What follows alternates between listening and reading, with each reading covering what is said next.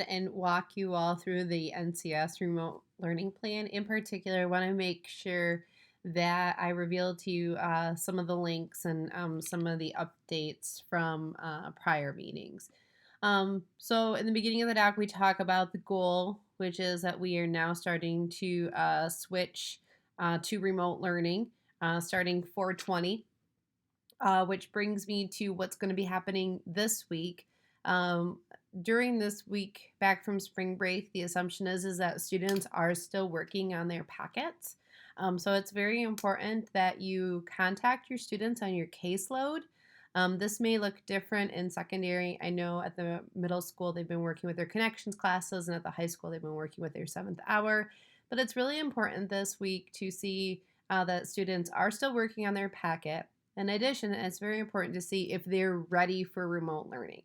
The parent letters did go out to the website back during spring break. However, we know that that information may not have gotten to all families. So please make sure that all families review that letter, and please make sure that they're ready to switch to remote learning. And that will look different if you're an elementary friend or if you're a secondary friend.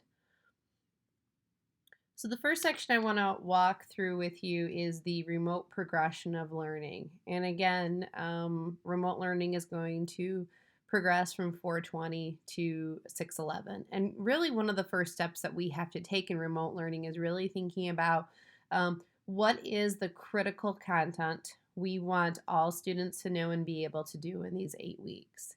In particular, when might these standards be introduced? When might these standards be practiced? And in what weeks might these standards be assessed? So the first stack every team, department, grade level should be looking at is their power standards. So I go through a couple of examples in the doc. For elementary, if I'm a first grade student, 108.6 adding and subtracting within 20 is a critical standard. In high school, one of their power standards is working with trigonometric ratios. Most of us remember it as SOHCAHTOA.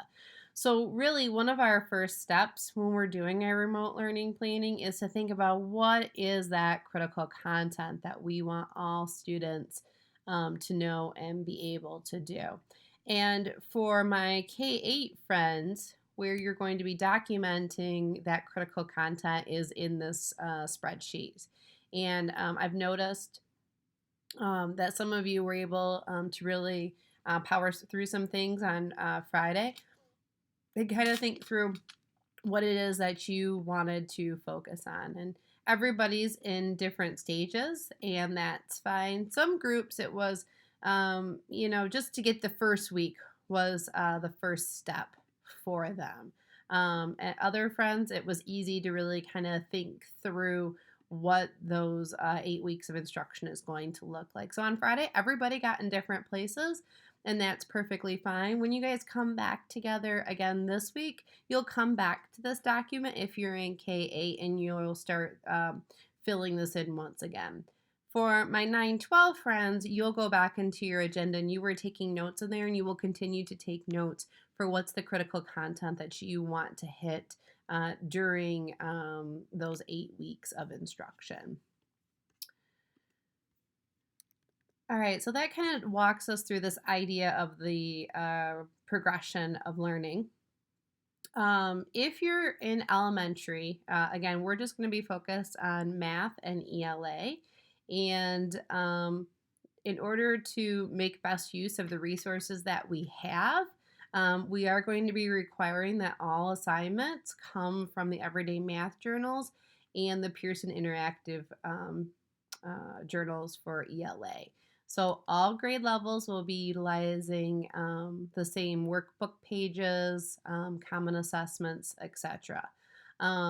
Teachers, however, within K-5 do have that flexibility to do their whole group, small group, and one-on-one instruction. That being said, I really encourage you all to work as a grade level to deliver some of those pieces. For example, some of you are really techie and you enjoy putting together the videos. I think it's the second grade team has a second grade YouTube page. So if you all want to work together to do your whole group, I encourage you to do that. Everybody's going to be having different schedules during this time. So maybe you have like one teacher to be available during Google Hangout, or you switch it off during the different weeks. But get creative on how you can best utilize your team and the strengths within your team to deliver that content during each week. For my secondary friends, your situation is a little bit different for your courses. All courses must do the same content, and all courses must have the same common assessment. However, the weekly assignments that you give students is really up to you and how you want to do that each week.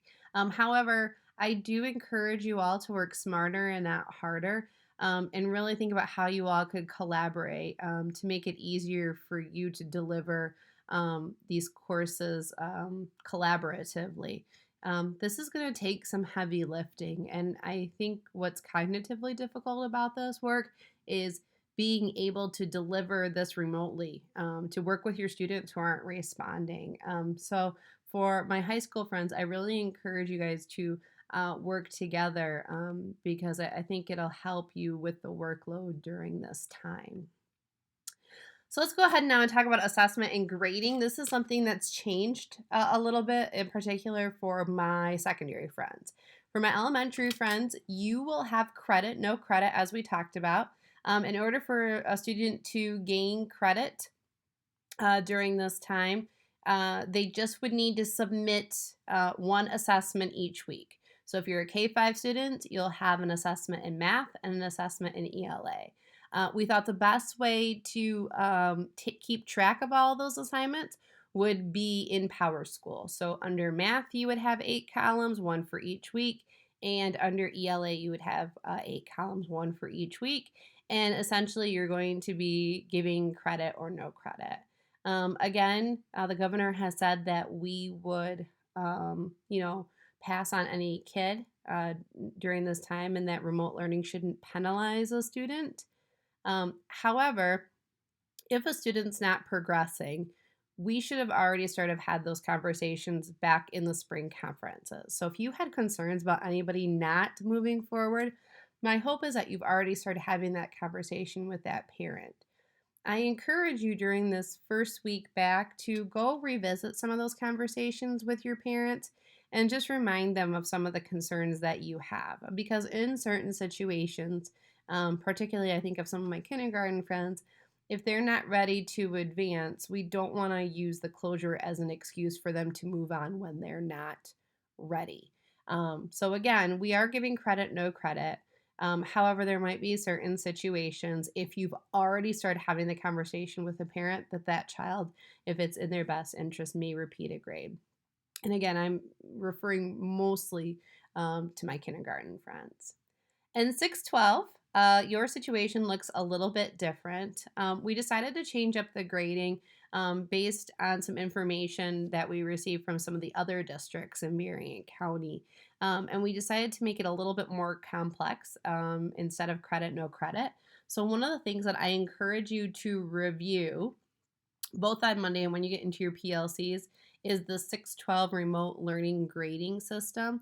So, what we realized is we wanted to make sure that those students who still wanted the opportunity to earn an A or a B could still do that. And that any student that was having difficulty during this time could earn credit, and that no child would fail a class. They would receive an incomplete and they would go about making up that credit at a later time. So I encourage you to go through and read this document very, very carefully.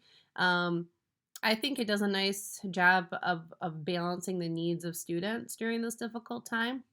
You'll also see in this document that we are going to close out third quarter grades, and students are going to have until 4/24 to do that. So for my secondary friends, if you have students this week as you're making your phone calls that haven't turned in any of their assignments, please make sure that you remind them to do so. Now, that being said, I do encourage you, if there are certain assignments at this point in time that you can excuse, you might want to go ahead and excuse those assignments, depending on a particular situation. But we are going to give our students the next 2 weeks to turn in any missing work so that we can go ahead and close out the third quarter grade. Then moving forward, the fourth quarter grade will either be an A, B, credit, or incomplete. When you all put your grades in PowerSchool for each of the 8 assessments that you'll be giving, during remote learning, these are the grades that should also be going into your PowerSchool gradebook. So again, I should see, if I looked in your PowerSchool, 8 columns, and it would either have an A, B, credit, or incomplete. You'll also notice when you get down to semester 2 that it is not possible, given any combination, that a student could fail the semester. Again, under the guidance of MDE and the governor's requirements, we need to be working under no harm towards any of our students. So you'll notice there's no combination where a student would fail. So that's kind of an overview of grading. Again, I encourage you to read through this document very, very carefully. There's some good information there. And again, this was not available on Friday. So this is new learning to all friends. Just a quick overview, family procurement of materials. That should be happening this first week back. Principals have been working really hard to get communication out to families to pick up their materials. We're going to go ahead and move on to creation of weekly agendas. Just a reminder that when we're doing remote learning, Michigan is recommending 1 to 2 hours per day for elementary, 2 to 3 for middle school, and 3 to 4 hours per day in high school. This amount of time does not include individual or independent reading. So if you want to go ahead and assign X amount of minutes per day of independent reading, which I know a lot of you do, please consider continuing that practice and know that that is outside of the recommended amount of time during remote learning. For my secondary friends, please make sure that you pay attention to the amount of time per class per day. The next section I want to talk to you guys a little bit about is the planning templates and the checklist. Some of this is a little bit different than maybe what you saw on Friday, and I want to walk you through that. First of all, you're going to see the templates, and this hasn't changed for the most part. Again, if you're in elementary, your weekly agendas are going to look the same. However, your delivery of content may be different. Your extra practice may be different. Your sheet's going to have math, language arts, and then whatever related arts teacher is going to be working during that week. So this template hasn't changed that much. I do think I moved some things around. What we did, which I should give credit to Don Brooks for this one, is we've created a folder with all 8 weeks of the lesson plan. And the reason that we did this is multifaceted. One, if families cannot access this, these agendas will be printed once a week by the building secretaries and will be available for pickup. Second, as we go into remote learning, it's really important that we document what has been happening during this time. And then this is a great way to document the work that you will be doing with students. So all these folders look the same. I'll go ahead and click on the kindergarten one real quick. And you'll notice that every single agenda is already set up there for you each week. So you'll simply go into week 1 and you'll go ahead and you'll just fill in the necessary information. So you will see a little bit of a change from the example that I had in there. First of all, I put delivery of content, and you're going to see I've got whole group, small group, one-on-one in there. But for the most part, this hasn't changed. I did put a little link in there that one daily activity must include an assessment opportunity each week in math and ELA. Teachers need to ensure that teachers don't have all assessments due on the same day. And that's more for my secondary friends to make sure that not all courses are requiring the assessments on the same day. So that is where my K-5 friends are going to go ahead and put their lesson plans. Middle school and high school, yours pretty much look the same. Here is your sample template. Again, you'll see a whole group, small group, one-on-one. Your I can statement for your content focus is going to be there. Your course is up here. You guys in secondary will choose your own activities for each day of the week. However, you do have to have the same common assessment. All right, so make sure that those are the same amongst courses.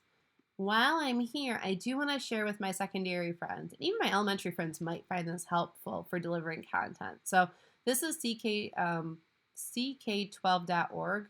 I got to share this website. Now, I don't know about you, but I have gotten 1,000,001 emails of all these wonderful tools that are going to make my life so much easier doing remote learning, and the majority of them are junk. However, I have saved a couple, and I'm going to be sharing that out in another email of websites that I think are worthwhile for you all to be taking a look at. And this is one of them. This is, you can find anything on this website and you can change it to a PDF. Kids can get direct links to content. I created a sample math agenda the other day and literally did it in 15 minutes while I was multitasking on other things. So I was working on SOHCAHTOA, and you'll see that I'll come up all these different lesson plans that you can do and assignments that you can give. So this was a beautiful one-stop shop for basically any subject area. So take a look in here, play around in here. I found this to be an incredibly invaluable website to help deliver new content. So again, for my middle school and high school friends, you're going to see folders where your lesson plans will go. Now for middle school, you'll see that it has math and then the weeks. So what you'll have to do in here is you'll have to make a copy of these. So like 6th grade, 7th grade, and 8th grade will be in here. And then if you could be so kind as to organize these into folders, I at least got you started in here. The same logic would apply to high school. Just make sure you make copies of these for the courses and then put those courses into folders by the week. So this gets you kind of started and organized as well. The next thing I want to walk you through is your checklist. And this document serves a couple of purposes. One, it just helps you walk with your own thinking as you're getting yourself organized for remote learning. So what we're asking you to do, and ultimately Dawn's still working on this sheet, there'll be a sheet per building, and that will be tabbed out by teacher. But what you're going to see here is each week you're going to be asked a series of questions. It might be yes or no. It might be some student names. It might be an X in a box. But what this does is it really helps you walk you through each week what you're supposed to be doing as a remote learning teacher. So, for example, is your weekly agenda completed in the folder? Yes or no? Link your weekly schedule here, and we'll come back to that in a little bit. How will you share out your weekly agenda? Now, this is the elementary one. And the secondary one, some of these questions are in here because you guys are all sharing stuff out through Google Classroom. On Monday, what percent of your families accessed the agenda? So there's just a series of questions in here. And the expectation is not that you write a dissertation.